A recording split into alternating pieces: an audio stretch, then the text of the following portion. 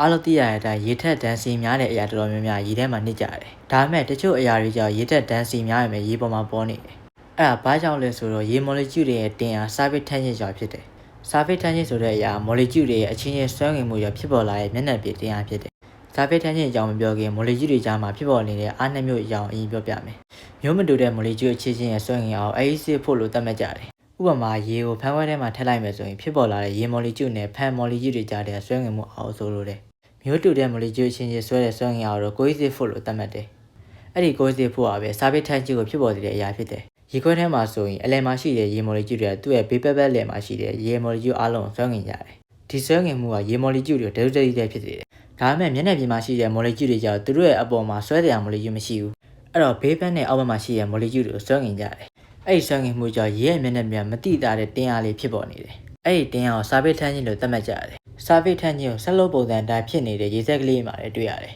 ။ရေစက်ကိုအဝိဆဘော်တို့ပိညာရွက်ဘော်တို့ချလိုက်မယ်ဆိုရေစက်ကပြတ်မသွားပဲဆက်လုပ်ပုံစံအတိုင်းပဲရှိနေတယ်။အဲ့ဒါလေရေစက်ထဲမှာရှိတဲ့ရေမော်လီကျူရဲ့အတွင်းဘက်ကိုစုစည်းတဲ့ဆွဲရကြောင်းဖြစ်တယ်။ surface tension ရဲ့တန်ဖိုး gamma = FIS ဆိုတဲ့ voltage နဲ့တွက်ထုတ်လို့ရတယ်။ဒါပေမဲ့တချို့အခြေအနေမှာကျတော့ length အလျောက်နှစ်နဲ့မြောက်ကြတယ်။အလျောက်နှစ်နဲ့မြောက်လားမမြောက်လားဆိုတာကရေမျက်နှာပြင်မှာရှိတဲ့အရာဝတ္ထုနဲ့ပဲဆိုင်တယ်။ဒီငါးပြတို့ plate ပြတို့ကမျက်နှာပြင်အပြည့်ဖြစ်တဲ့အတွက်ကြောင့်ရေနဲ့ထိစပ်နေတဲ့မျက်နှာပြင်တစ်ခုပဲရှိတယ်။ surface tension ကလည်းအဲ့မျက်နှာပြင်တစ်ခုတည်းကိုပဲတက်ရောက်နေတဲ့အတွက် L ကိုနှစ်နဲ့မမြောက်ဘူး။ဒါပေမဲ့တေရေကွင်းတို့ F တို့အရာတွေကျတော့ရေမျက်နှာပြင်နဲ့ထိစပ်နေတဲ့မျက်နှာပြင်နှစ်ခုရှိတယ်။အဲ့ဒါကြောင့် surface tension ကလည်းမျက်နှာပြင်နှစ်ခုသောတက်ရောက်နေတဲ့အတန် length အလျောက်နှစ်နဲ့မြောက်ရတာဖြစ်တယ်။ surface tension ကိုဂရိလက္ခဏာ gamma နဲ့ဖော်ပြပြီးသူ့ရဲ့ unit ကတော့ Newton per meter ဖြစ်တယ်